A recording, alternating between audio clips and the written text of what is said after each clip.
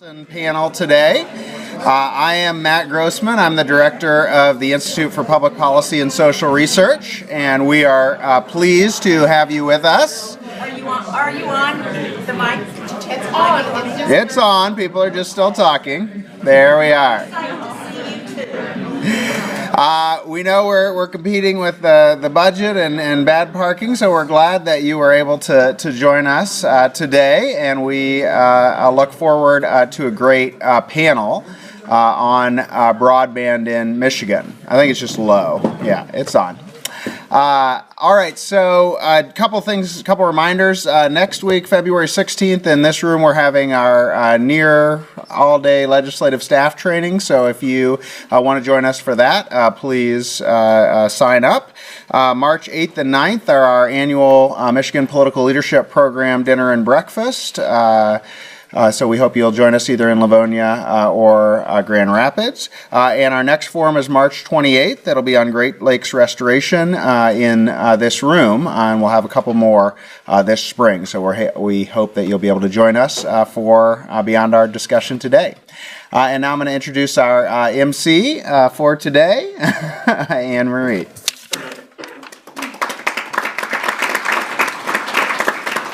Thank you, Matt. I meant it earlier when I said we're excited to see you here today. We've got a hot topic, so to speak, with broadband challenges in Michigan. So it's our pleasure to bring this discussion to you, and I'm definitely honored to be your facilitator today.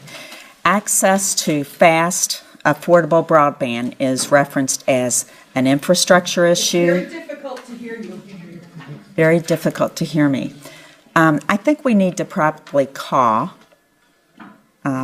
assistance and make sure they pump up the volume a little bit.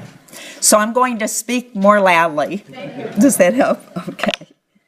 All righty. So when we look at broadband challenges, if you've done any reading on this, or I know some of you are very familiar with some of the challenges that broadband presents, but you often hear of broadband in a framework of infrastructure, an infrastructure challenge.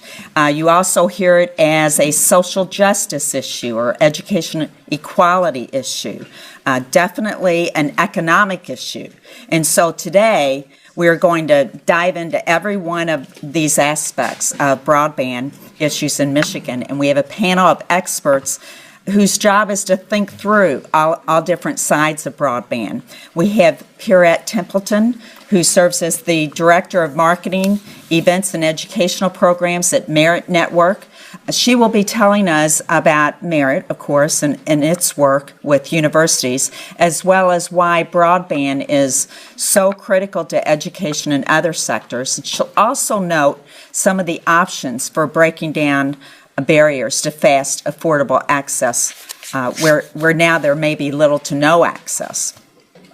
B.B. Reisdorf is to my right.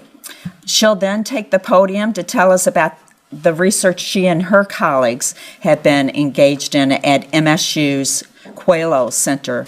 They're doing a good deal of work on broadband usage, of course, and user attitudes toward broadband, particularly in urban areas and more specifically in Detroit.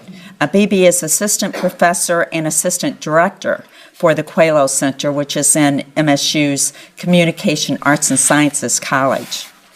We have Eric Frederick. Eric is the vice president of community affairs for Connect Nation. Today he's going to speak with us about Connect Michigan. He's going to provide his perspective of why broadband matters to economic success and employment. He will address adoption and growth trends in broadband usage in Michigan as well as across the nation, and he'll also provide policy recommendations and ideas for local action that might be taken in communities. We're delighted to have Kevin Sheen join us to address the provider's view of challenges to broadband in Michigan.